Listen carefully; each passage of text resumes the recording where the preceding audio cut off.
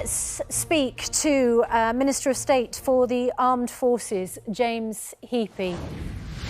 Very good morning, Mr. Heappey. Good morning. Thank you very much for your company this morning. And we have just spoken to a former paratrooper. You will know him, Lance Bombardier Ben Parkinson, the most severely injured soldier to survive the conflict.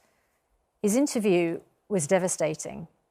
He said that he felt everything was for nothing, all that sacrifice. You also served in Afghanistan. What do you make of his assessment, and do you share it? Well, I don't necessarily share it, and I'll come on to why, but it breaks my heart to hear people like Ben speaking like that, and he's not alone. There are plenty of my former colleagues with whom I served on Operation Herrick 3 in Kabul in 2005, or on Operation Herrick 10 in Sangin in 2009, and that last tour was a particularly bloody one. And I know that many of my former colleagues are hurting deeply over what has come to pass in Afghanistan this week, and they are questioning whether or not it was all worth it. And I think it was worth it. I think it was worth it for two reasons. Firstly, that we as soldiers in the time that we were there, we weren't thinking about what would be happening in August 2021. We were thinking about what we would achieve in the 6 months that we were there, how we would put into action our training and how we would live up to the reputations of our regiments. And we did that very, very well indeed. And I hope that every veteran, Ben, and all of those who I serve with and the other 150,000 will hold their chin up high, knowing that nothing diminishes the job that they did. The other thing is that in the time that we were there, we created a security environment in which people were able to go to school. Afghan society fundamentally changed, and nothing can take those experiences away from the Afghan people who won them because of our sacrifice and our contribution in Afghanistan. And Mr. Heappey, I'm so sorry to interrupt. And obviously, we respect your service. But if the Taliban take all of those gains away, what was it for? Well, look, it's not certain that the Taliban will take all of those things away. And I think the uncomfortable reality for soldiers and ex-soldiers like me is that peace is always imperfect, and it's always something that isn't to our taste. If I reflect on the other two operational campaigns that I served in Northern Ireland, and people like Jay Adams and Martin McGuinness, who were part of the Provisional IRA, were part of the peace settlement and went into government in Northern Ireland. Muqtada al-Sadr, who led the Mahdi army that we were fighting in Basra in 2007, is now the key power broker behind the government with whom we work with in Baghdad every single day. Of course, it makes people like me really uncomfortable that those are the realities of peace.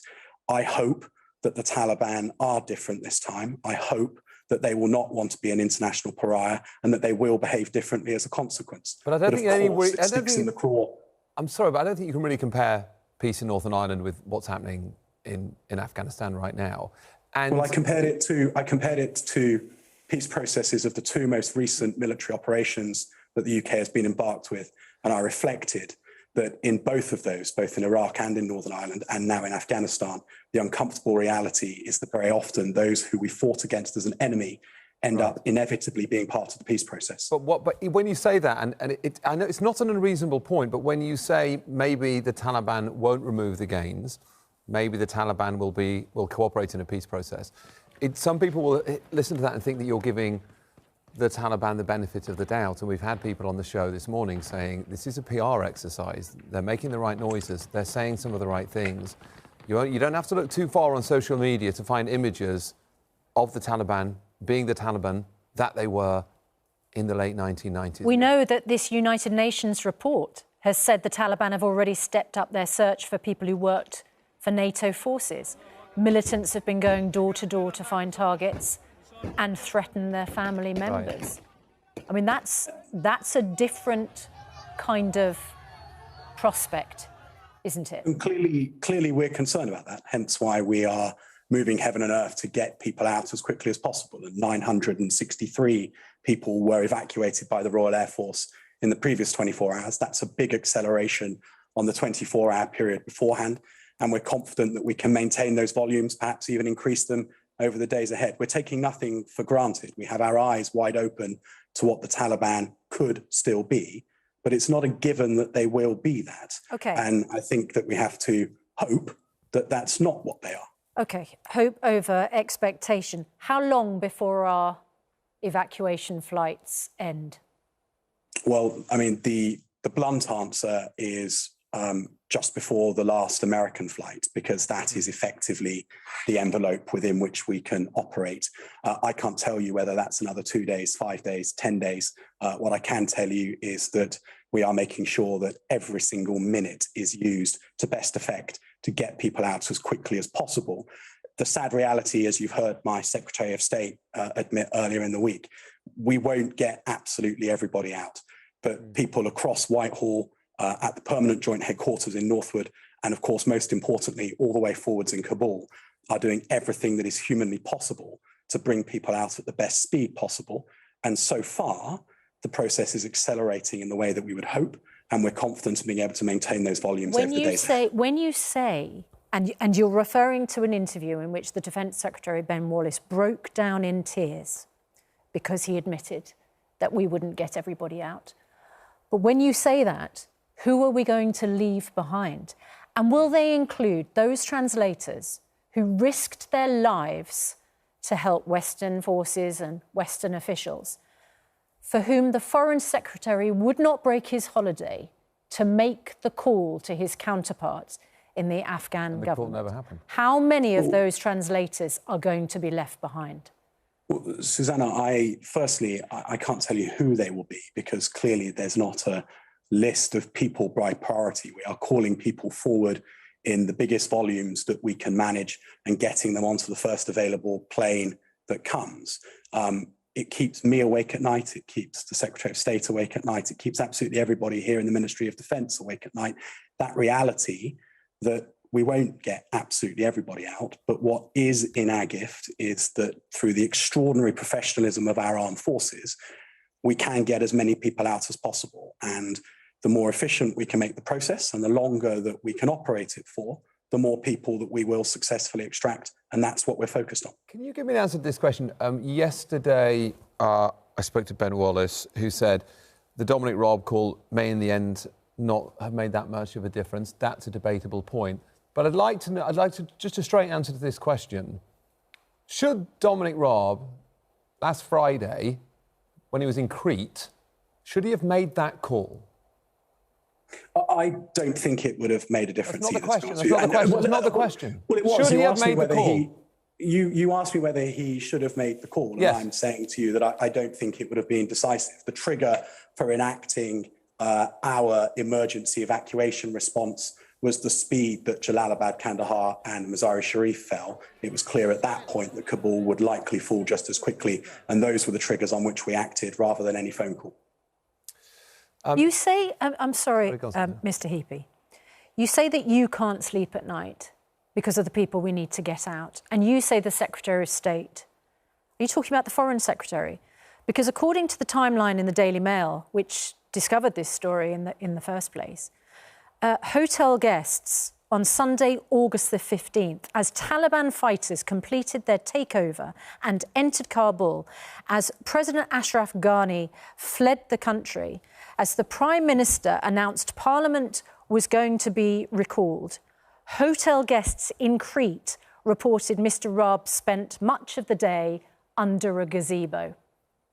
Is that appropriate behaviour for the Foreign Secretary as Afghanistan falls? I can tell you that all of the COBRA meetings that were needed over that period in order to confirm our response and give the permissions for our evacuation plans to be executed were taken with people dialing in remotely, and that there was absolutely no impediment on either the function of government nor the function of the military operation as a consequence of where in the world people were. Are you going to offer us any criticism at all of Dominic Raab? Do you think he got anything wrong in his judgment at all? Look, if you'll forgive me, Richard, I have a really, really important job to do here at the Ministry of Defence, which is to ensure that a very, very complex operation in hugely challenging circumstances without any definite timeline in front of us, is delivered at the best possible speed. I completely respect why people would want to ask these questions and why people might think that there should be recrimination. But all I can reflect on is that at every level of government, Secretary of State level, junior ministerial level, senior civil service, all the way down to the most junior private soldier, border force official and consular staff on the ground, everybody right now is focused on making sure that every minute that we have to get people out is used to best effect. The former Marine Pen Farthing, who runs the animal sanctuary Nowzad in Kabul, has called the situation a disaster. And his wife managed to get out on a Norwegian aircraft, and he posted a photograph of it. And it is practically empty. While there are tens of thousands of people outside of the airport, how come Western aircraft are leaving without people on board? Well, I hope you'll indulge me a second to give you quite a technical answer. But firstly, no Royal Air Force plane has left empty, but it is certainly the case that not all of our flights out have been completely full. The reason for that is that landing and takeoff slots at Kabul airport are at a premium. So too is space on the ground. And so the way that we are generating volume is by having 9 aircraft flying in constant rotation between the United Arab Emirates and Kabul. And when each plane is on the ground, we scoop up as many people as we can and get them out. It would be selfish to keep a plane on the ground until it was absolutely full if there was an Italian or a Spanish or an American plane circling Kabul overhead waiting for a place to park and a slot to land.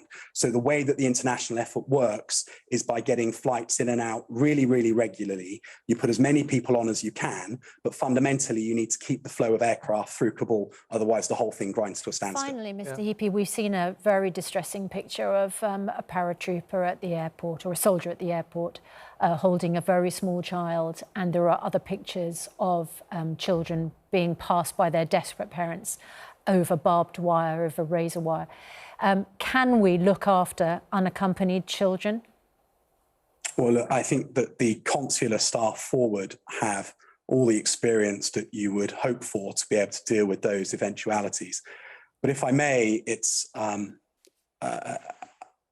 symmetry that's worth remarking on. You had Ben Parkinson on, who served in a highly kinetic war-fighting operation for 7 Para RHA. And then there you've got photographs of his colleagues currently serving in 7 Para RHA, having to deal with an entirely different challenge. Make no mistake, the security threat is real. Islamic State in the Khorasan province poses a real threat to those troops that are out there. But isn't it extraordinary that people like Ben can fight so effectively against a threat that is the most kinetic that anybody in the army can imagine? And his successors in the regiment today can show such amazing empathy in such extraordinarily complex circumstances. Politicians will answer for everything that has happened in Afghanistan over the last few days, but our veterans who serve there and those who are on the ground right now are beyond reproach, and they should all hold their head up high and know that what they did and what they are doing is hugely worthwhile and valued by us all. Thank you, James Heappey, for joining us.